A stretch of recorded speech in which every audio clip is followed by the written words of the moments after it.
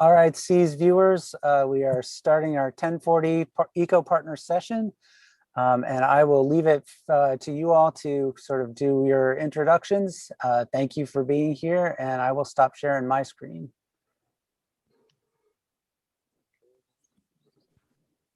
Oops. So I'll take a second while they're getting ready in the field to just introduce myself. My name is Meredith Keppel, and I am the spring intern at the Northern Virginia Soil and Water Conservation District. I'm so excited to be here with Fairfax Stormwater, kind of hosting a macroinvertebrate and stream monitoring session. So if you guys want to go ahead in the field and take it away, I'll be here to monitor the chat. If anyone has any questions, feel free to throw them in there at any time, and I'll do my best to answer them or to throw them to Danielle and Eric in the field. Yeah.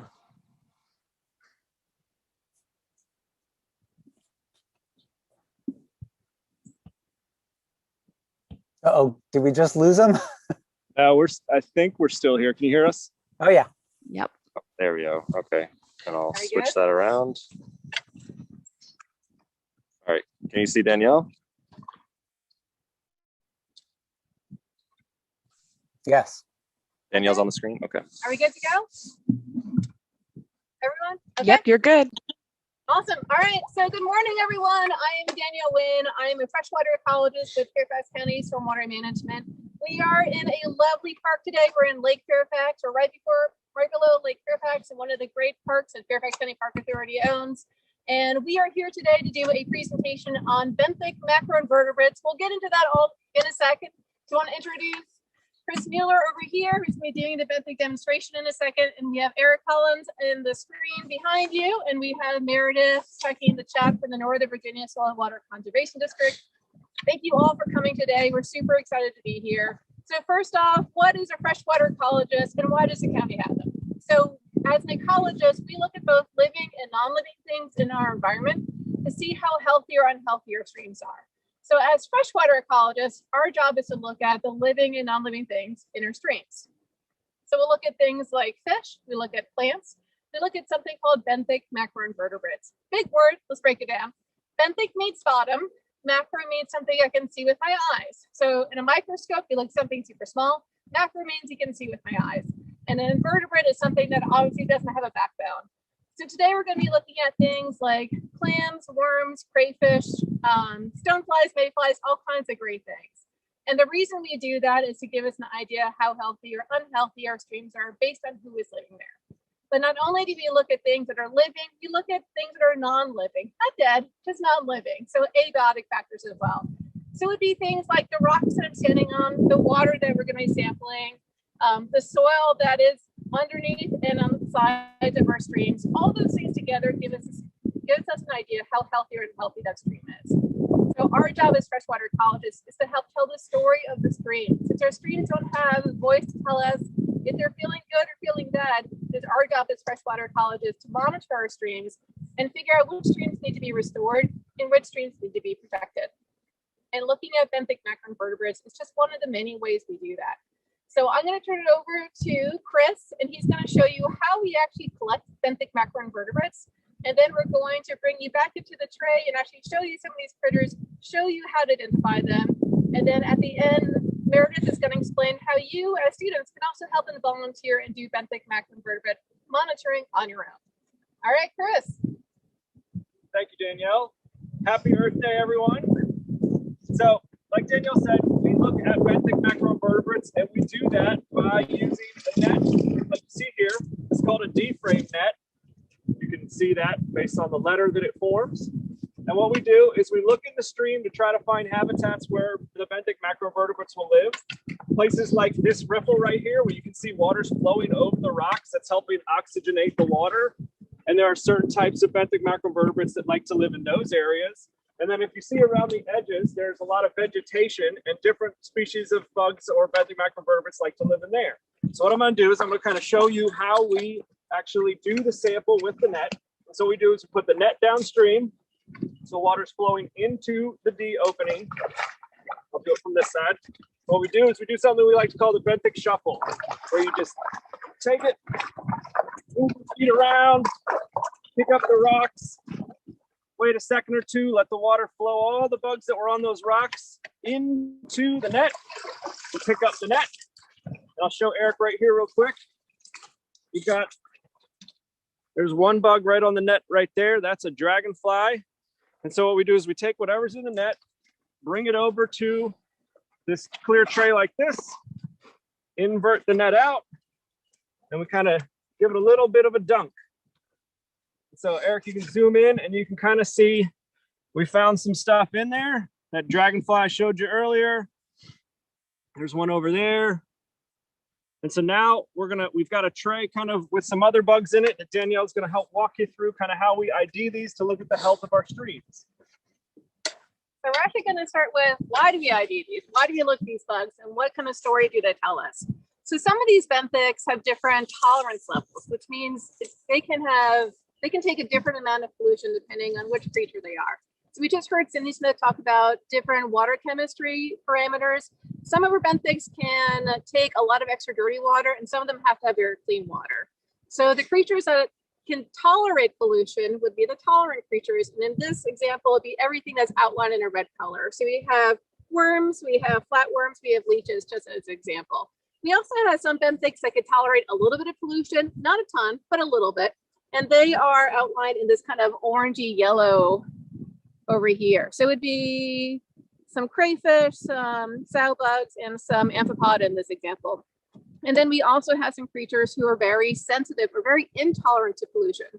That means that they don't like pollution at all. And if there is pollution, they'll either die or they'll just go away somewhere else. And those guys are represented in this example in the green. So those would be sensitive creatures. So it would be something like stoneflies, mayflies, and some Damselflies, Helgermites down here. So why do we do that? So it gives us a really good idea of what's going on in the stream in a long period of time. If we just took a water chemistry sample, that water keeps moving down. It can go from Fairfax County down to the bay in about 3 days. So if I poured something toxic in the stream, in 3 days, it's gone. If I took a water sample, it would look fine. But if I turn around and I look and I see 500 dead fish, I know something's going on with that stream. So that's why we look at the life and not just water chemistry. If we go out to a stream like we did today, and we find only bugs that are in that red category, we know that stream is pretty polluted all the time. So we know we need to go to that stream and figure out what's going on, how do we repair it, or figure out what is going on and reduce the amount of pollution getting to that stream. However, if we go to the same stream, or a different stream rather, and we find benthics are in all the categories, but a lot of them, at least in the green, we know that stream has to be good quality all the time. So then that would be a stream we would try to protect and make sure that nothing is getting into that stream. So now that we know why we look at bugs, let's look at the bugs. So a few minutes before you guys got here, we went to the stream and we actually did some benthic monitoring. I'm gonna put my mask back on since we probably have people close by now. So hopefully you guys can hear me.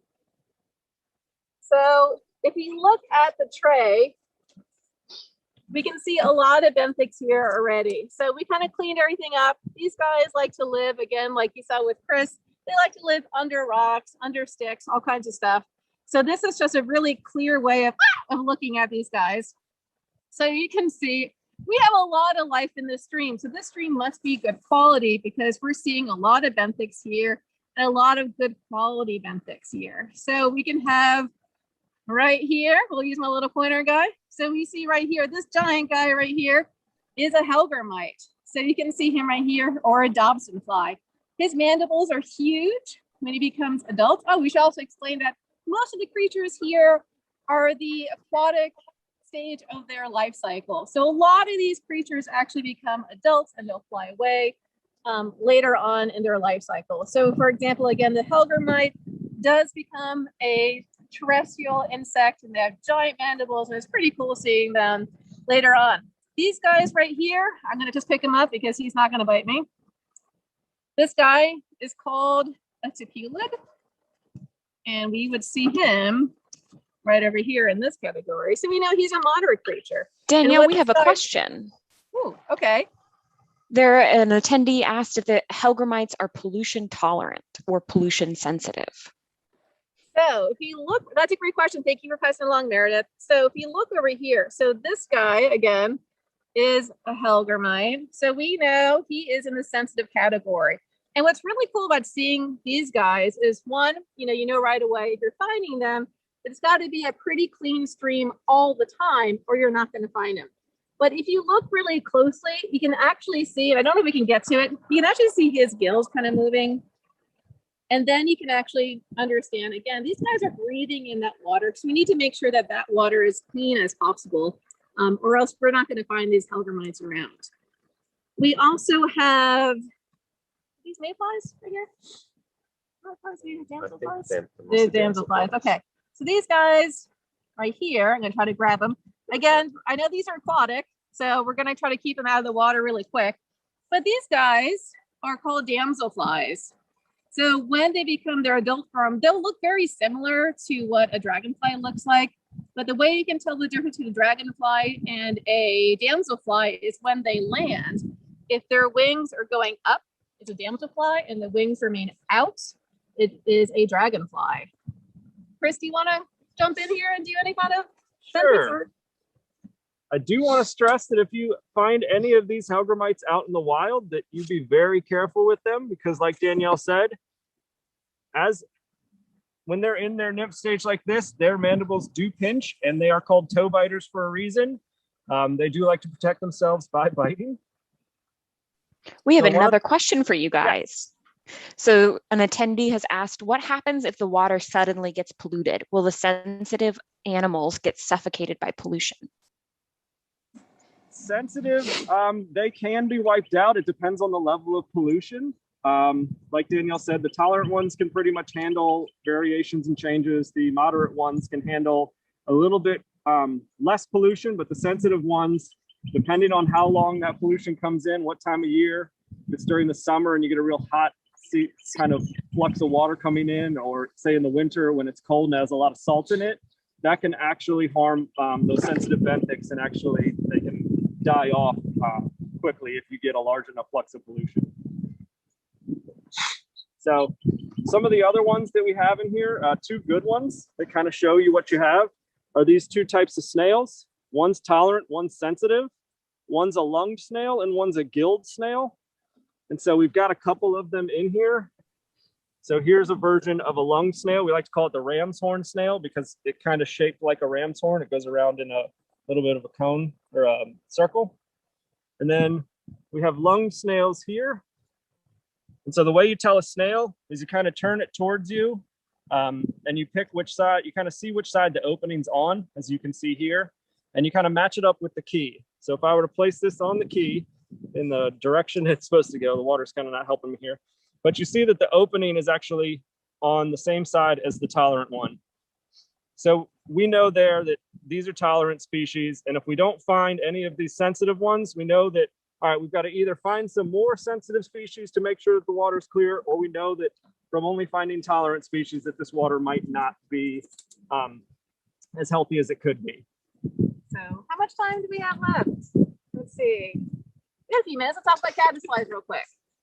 And then we'll turn it over to Meredith. Yeah. Okay, yeah. Cool. So we're going to just talk about one more benthic, and then we're going to turn over to Meredith. So she's going to tell you all the great things of how you can volunteer also to do this on your own time.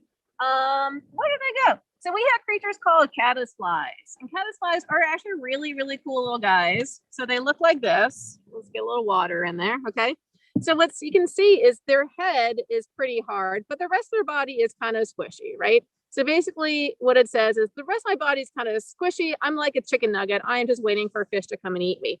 So what they do is they actually make little houses, and they kind of put their chicken nugget backside into the house to help protect them. And you can actually see some of these houses when you turn over rocks, they kind of look like this. So they build these houses, they put their chicken nugget self in there. And it's also a great way for them to not move around.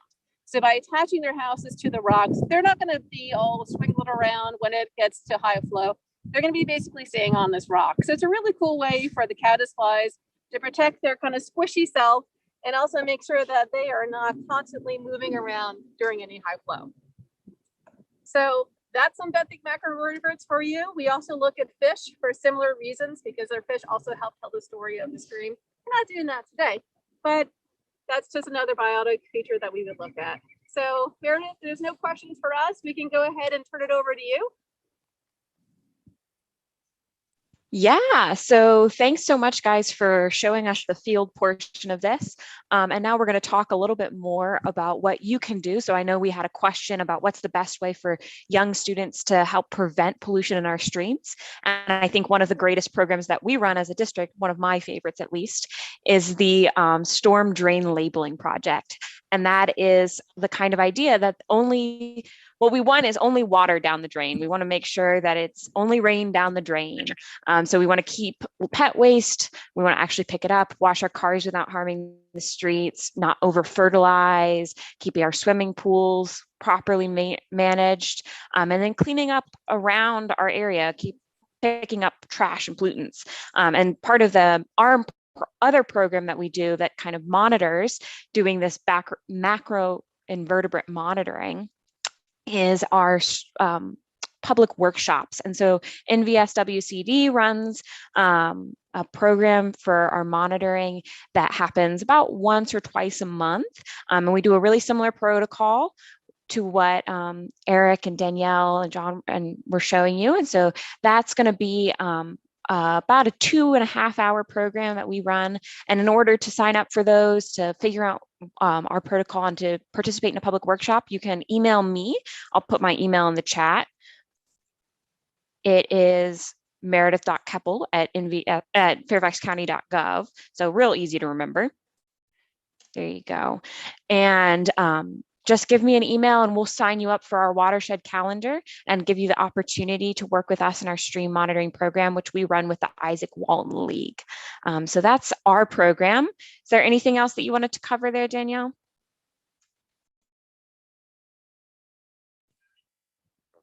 Are we on? Okay. Yep. Okay. Thanks, Rose. Sorry, you turned yourself on mute. I think that's great. I mean, you know, I love the opportunity that students can also come out and do monitoring. They can become certified, so they can understand what they're doing, why they're doing it. And this is a great opportunity to get out in nature, get some experience, and also help benefit us by seeing or finding out where the streams need to be restored and where the streams need to be protected. So I think we have a few minutes before the end of our session. If you guys have any questions, please put them in the chat. Meredith is going to, again, be reading all your questions. Any questions about what we did today, maybe something we didn't touch on, maybe one of the bugs that you saw that you wanted us to focus on again. We're here for you.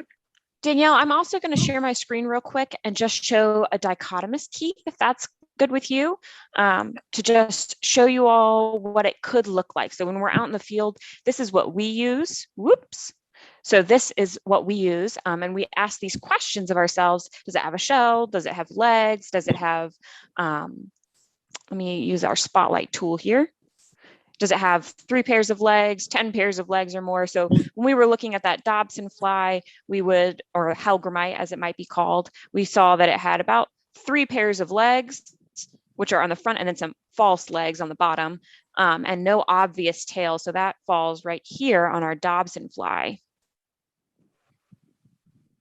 We also looked at a Caddisfly, which we saw had 3 pairs of legs as well, no shell, and it did have an obvious tail. It is not actually, oh, here it is. No obvious tail, right here. Net spinning Caddisfly. And then our more pollution sensitive Caddisfly right here. And we have a question. What if the animal you find is not on the chart? That's a really good question. Danielle, do you want to handle that one? Yeah, Fairfax County has only a handful of different benthic macroinvertebrates, and so through the 20+ years that we've been doing this, we found pretty much all of them. We do run into some that we haven't found in streams for a long time, so that's exciting. But for the most part, if we find something that we don't know, we've got very experienced kind of aquatic entomologists in our group that we kind of hand it off to, and they help key it out using a much larger key, and they can give us the answer that we're looking for. I'm sorry, Danielle, the wind's making it really hard to hear you, so I'm just going to go ahead and answer this one. Okay, so real quick, we also take our benthics to a lab, and we actually can use microscopes to help really identify down to the species. So unlike what you may be doing in the field, which goes down to something like family, saying like, this is a dragonfly or this is a mayfly, we actually go all the way down and look at the species. So it'd be similar to, hey, this is a dog versus what we have to tell the state when we report what we find is we found a black golden retriever or something like that, or a black lab. So we actually have to go a little bit farther down than what you'd be doing for volunteer. So that's why you should take everything back to the lab. We have really in-depth dichotomous keys. So something like Meredith showed, it goes a little bit more in depth than that and helps us figure out which species we're actually looking at. But really good question. And in the public workshops, we actually use our dichotomous keys that, like Danielle said, only really go down to the family. But then if occasionally we found water mites, we've found a few other things that are not on those keys. And we use an app called Aquabugs, which can be really, really helpful to kind of show those things and what might not be in our typical stream. And that's something that you can download yourself and go out in your stream, see if you can use a net to find your own bugs and identify them using Aquabugs. Okay, so if there are no more questions, I want to give a shout out to please listen to the wastewater treatment program at 1240. So they're kind of one of our sister agencies. So you see our stormwater right here, it's just part of the one water cycle. So please take a look at wastewater so you can see another part of that one water cycle at 1240. So with that, thank you guys. Happy Earth Day. Go out there, go hug a tree, enjoy the day. Happy Earth Day, students. And thank you, Danielle. Thank you, Eric. Thank you, Chris. Thank you, Meredith. Meredith, you look like you stayed warm. I hope everybody else gets, manages to warm up a little bit. It seems like it's pretty chilly out there. On us a little bit, Kurt, but we're staying warm. We're dedicated. It's fine. All right, good. Well, thank you.